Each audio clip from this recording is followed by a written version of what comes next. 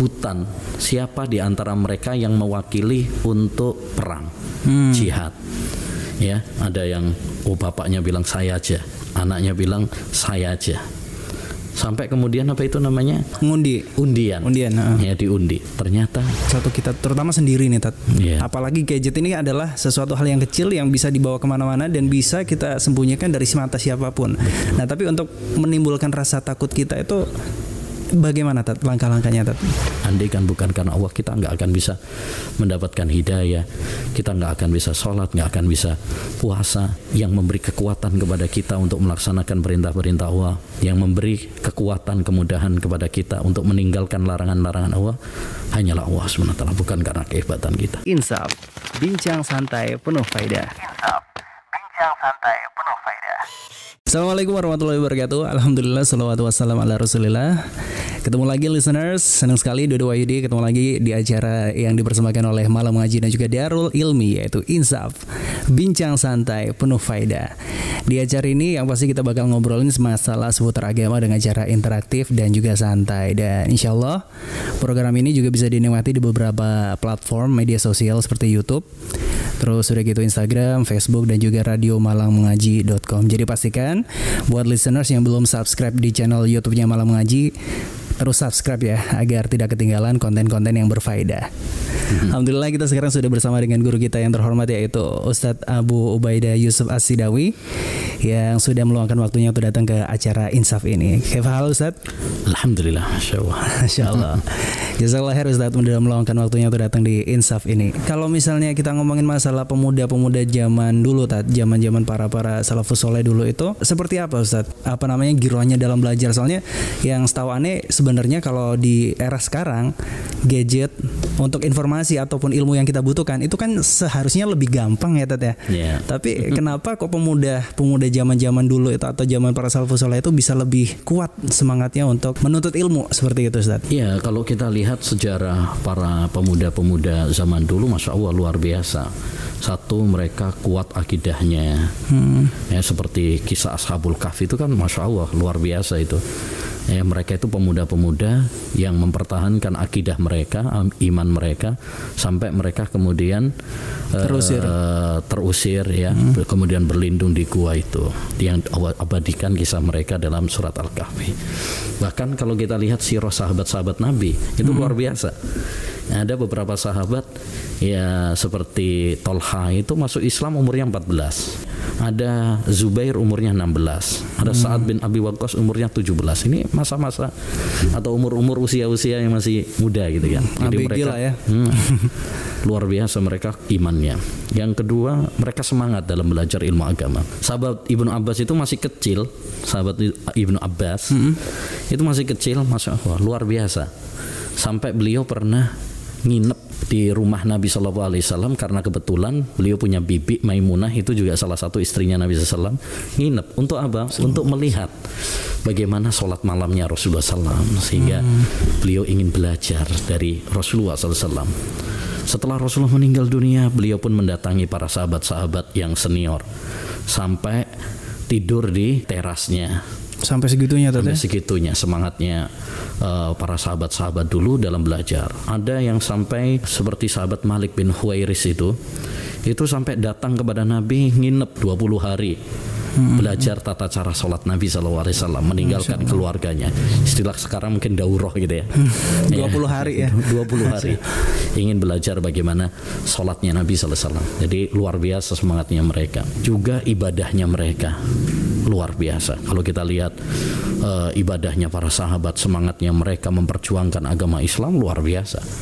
Sampai pernah itu diceritakan oleh Al-Hafidh Ibnu Hajar dalam kitabnya Al-Isobah. Ada dalam perang Badar ya, itu ada seorang bapak sama anak namanya Sa'ad. Itu rebutan siapa di antara mereka yang mewakili untuk perang jihad. Ya, ada yang bapaknya bilang saya aja, anaknya bilang saya aja. Sampai kemudian apa itu namanya? Undian. Ya, diundi. Ternyata yang keluar namanya adalah anaknya. Keluar anaknya, bapaknya bilang, "Anak, berikan jatahmu kepadamu. Aku tahu kamu yang menang sebenarnya. Tapi berikan jatahmu." Kata anaknya, andaikan bukan surga yang seluas langit dan bumi, saya akan berikan jatahku ini kepadamu wahai ayahku. Tapi ini surga yang luasnya seluas langit dan bumi, saya nggak akan berikan jatah ini kepada siapapun. Sampai segitu mereka semangat dalam beribadah, semangat dalam jihad, membela agama Islam. Juga akhlak, Masya Allah luar biasa. Mereka bagaimana adabnya, akhlaknya kepada orang tua, ya, akhlaknya kepada adab makan, adab minum itu luar biasa.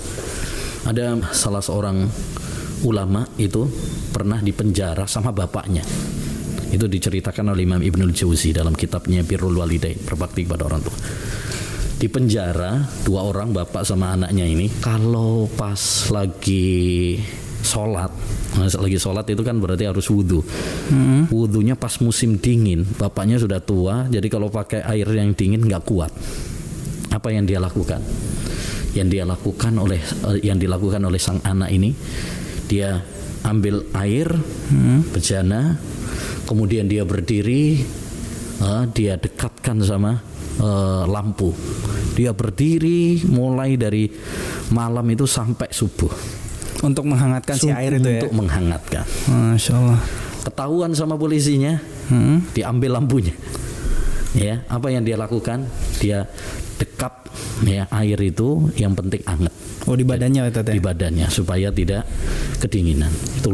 Itu kita bisa ambil bagaimana semangatnya mereka dalam berbakti kepada orang tua. Ada juga yang ketika ngajar ya, kemudian dipanggil oleh ibunya untuk ngasih makan ayam. Dia tinggalkan ngajarnya, majelisnya itu. Iya, majelisnya tinggalkan dulu, kemudian ngasih makan untuk ayamnya, balik lagi.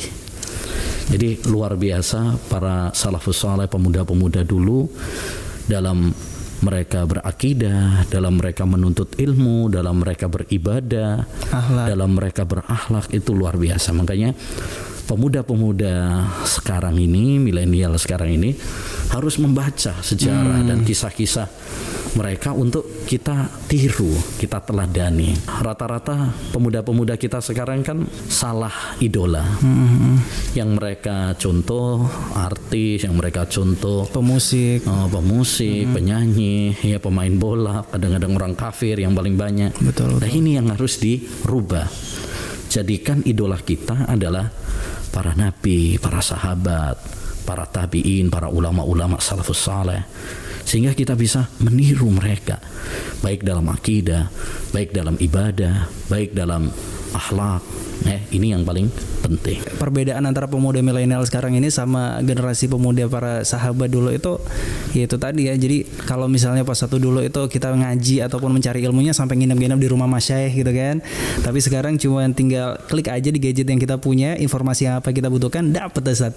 Nah, seharusnya kan lebih mudah, dan akhirnya kualitas dari pemuda yang sekarang itu harusnya dengan kemudahan yang udah diberikan ini lebih, bisa dibilang lebih bagus lah dari pemuda-pemuda dulu. Tapi itu tidak terjadi Ustadz.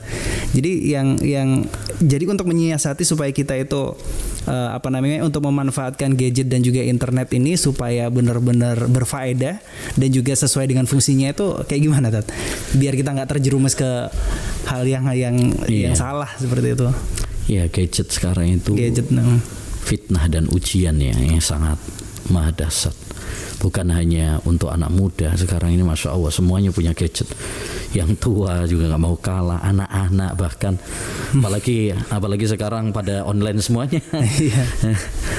Luar biasa. Mungkin nggak kena virus corona, tapi virus gadget ini luar biasa. Memudahkan orang tua juga. Betul. Ini gadget ini sebenarnya kan aslinya cuma sarana saja, wasilah. Kalau kita gunakan dalam kebaikan ya baik. Kita pakai untuk menuntut ilmu, kita pakai dakwah, kita pakai berbakti kepada orang tua. Tapi kalau kita pakai untuk maksiat dan dosa, ya akhirnya dosa. Jadi tergantung kepada pemakaian.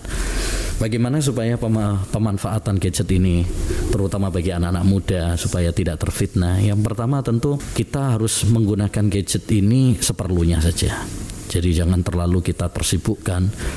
Kalau memang nggak butuh ya berarti jangan. Apalagi buka misalkan YouTube, Google, ya kalau memang nggak butuh ya enggak, karena setan akan menggelincirkan kita. Betul. Akan menggelincirkan kita. Kita sekarang ini dimudahkan oleh Allah SWT untuk maksiat. Itu bukan berarti Allah seneng gitu, tapi itu ujian dari Allah SWT. Ya ayyuhalladzina amanu la yabluwannakum Allahu bisyai'in minas sayd tanaluhu aydikum wa rimahukum liya'lama Allahu may yakhafu bil ghaib. Wahai orang-orang yang beriman, Allah akan uji kalian dengan dimudahkannya untuk berburu ya pada saat ihram. Pada saat ihram itu kan nggak boleh berburu sebenarnya, tapi dimudah ya, bahkan bisa pakai tangan. Tujuannya apa? Liya'lama Allahu may yakhafu bil ghaib, agar Allah tahu siapa yang benar-benar takut sama Allah SWT. Jadi kita sekarang ini atau anak-anak muda terutama dipermudah ya untuk maksiat dengan gadget ini. Itu ujian dari Allah SWT.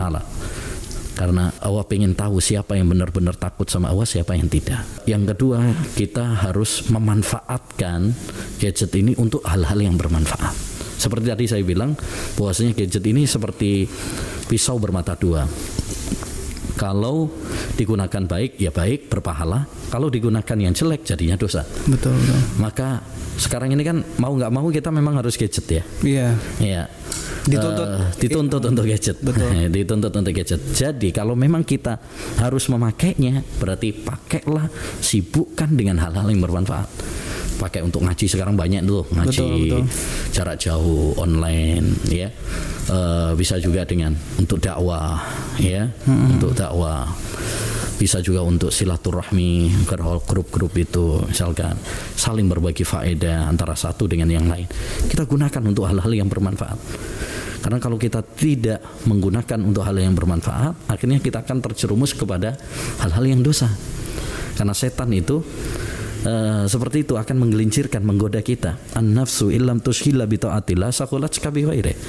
Jiwa manusia itu kalau kamu tidak sibukkan dengan hal-hal yang baik, akhirnya kamu tersibukkan dengan hal-hal yang tidak baik. Kemudian yang ketiga, mungkin yang paling penting juga dalam penggunaan gadget ini adalah bagaimana kita mengatur waktu kita. Ya, kita mengatur waktu kita, karena banyak sekali kita terbuang waktu kita dengan gadget ini. Bisa berjam-jam soalnya. Bisa berjam-jam, bahkan bikin cemburu istri juga. Iya kan? Kadang bikin juga kita nggak berakhlak sama orang tua kita. Dipanggil orang tua masih sibuk gadget, iya kan? Dipanggil istri, panggil anak juga masih sibuk gadget. Juga mengakibatkan kita juga kadang terjerumus dalam dosa-dosa. Ya kan sekarang banyak juga itu pacaran, bahkan perselingkuhan gara-gara salah penggunaan gadget. Ya, makanya kita harus paham tentang penggunaan ini yang bermanfaat untuk apa, dan harus hati-hati ya, karena ini ibarat pisau ya. Kalau dimanfaatkan yang baik jadi baik, kalau tidak akan menjadi bumerang bagi kita. Jadikan gadget untuk mendekatkan diri kita kepada Allah SWT. Kalau tidak mendekatkan diri kita kepada Allah SWT, maka berarti itu bukan nikmat tapi petaka. Dekat kepada setan ya. Kullu nikmatin la tuqarribu ila Allah fa hiya nikmah. Setiap nikmat yang tidak menjadikan diri kita semakin dekat sama Allah, berarti itu petaka dan bencana. Nah, jadi ini bisa jadi bencana kalau enggak menjadikan kita semakin dekat sama Allah SWT. Tapi Ustaz, jadi dari tadi kiat-kiat yang antum sebutin itu tadi, tapi kuncinya itu adalah rasa takut tadi ya. Rasa takut yang bisa memagari kita agar tidak terjerumus kepada hal-hal yang dosa itu tadi. Nah, caranya untuk menimbulkan pas satu kita, terutama sendiri nih Tat. Apalagi gadget ini adalah sesuatu hal yang kecil yang bisa dibawa kemana-mana dan bisa kita sembunyikan dari mata siapapun. Nah, tapi untuk menimbulkan rasa takut kita itu bagaimana Tat, langkah-langkahnya Tat? Tentu yang paling penting adalah bagaimana kita mengenal Allah Subhanahu wa taala. Innama yakhsyallaha min ibadihil ulama. Sesungguhnya yang takut kepada Allah Subhanahu wa taala itu adalah orang-orang yang kenal dengan Allah Subhanahu wa taala. Semakin kita kenal dengan Allah Subhanahu wa taala, kita tanamkan keagungan dan kebesaran Allah, bahwa Allah Subhanahu wa taala melihat, bahwasanya Allah mendengar. Nah, itu akan menanamkan kita rasa takut kepada Allah SWT. Walaupun kita di kamar, istri kita nggak lihat, anak kita nggak lihat, ya, orang tua kita nggak lihat, tapi Allah SWT maha melihat. Ya. Zulaiha tatkala merayu Nabi Yusuf alaihissalam, dia mungkin sudah menutup pintu, sudah menutup jendela dan sebagainya, tapi dia lupa ada satu pintu yang belum dia tutup, yaitu pintu Allah Subhanahu wa Ta'ala. Ya. Jadi mungkin maksudnya orang itu bisa aja di malam hari di kamar sendirian, dia sudah tertutup semuanya, nggak ada yang lihat. Tapi kalau kita tanamkan Allah Subhanahu wa Ta'ala maha melihat, ya, Allah Subhanahu wa Ta'ala maha mendengar, Allah Subhanahu wa Ta'ala maha mengetahui apa yang kita lakukan, ya, maka kita akan takut kepada Allah Subhanahu wa Ta'ala. Maka yang paling penting adalah bagaimana kita belajar ilmu agama, semakin kenal sama Allah Subhanahu wa Ta'ala, sehingga tertanam pada diri kita kecintaan kepada Allah, pengagungan kepada Allah Subhanahu wa Ta'ala. Dan hal yang paling penting juga tentu berdoa, ya, karena terkadang ini kan fitnah, ujian, godaan. Kadang kita sudah tahu Allah maha melihat, tapi ujian begitu besar, maka minta pertolongan sama Allah SWT. Banyak berdoa kepada Allah Subhanahu wa Ta'ala agar Allah memantapkan kita dan agar kita tidak tertipu dengan godaan-godaan setan. Itu paling penting, karena tidak ada yang bisa menyelamatkan kita dari fitnah-fitnah ini kecuali hanya Allah Subhanahu wa Ta'ala. Ya, walaupun kita mungkin sudah ngerti, tapi betapa banyak orang yang sudah ngerti tapi terjerumus juga karena godaan setan gitu. Jadi yang paling penting juga minta pertolongan sama Allah SWT. Laula wa mahtadaina. Andaikan bukan karena Allah, kita nggak akan bisa mendapatkan hidayah, kita nggak akan bisa sholat, nggak akan bisa puasa. Yang memberi kekuatan kepada kita untuk melaksanakan perintah-perintah Allah, yang memberi kekuatan, kemudahan kepada kita untuk meninggalkan larangan-larangan Allah, hanyalah Allah SWT, bukan karena kehebatan kita. Masya Allah. Itu tadi nasihat listeners, yang paling penting itu adalah belajar. Terus udah gitu, bagaimana caranya kita belajar dalam mengenal Allah supaya menimbulkan rasa takut kita, ya Tete, meskipun dikala sendiri. Masya Allah. Ini sebenarnya banyak yang mau kita obrolin Ustaz, tapi ya dengan keterbatasan waktu, dan mungkin antum bisa meluangkan waktunya untuk datang ke Malang lagi, Tete. Insya Allah. Masya Allah. Karena banyak sekali faedah yang bisa diambil buat kita dan juga listeners yang melihat di acara ini. Tapi segitu dulu listeners. Yang pasti jangan lupa untuk subscribe channel Malam Mengaji dan juga follow akun Instagram, Facebook dan juga radiomalammengaji.com agar tidak ketinggalan konten-konten ataupun tayangan-tayangan yang berfaedah seperti yang satu ini. Dan insya Allah kita akan ketemu lagi di episode yang lain. Subhanakallahumma wa bihamdika asyhadu an la ilaha illa anta astaghfiruka wa atubu ilaik. Assalamualaikum warahmatullahi wabarakatuh. Insaf, bincang santai penuh faedah. Insaf, bincang santai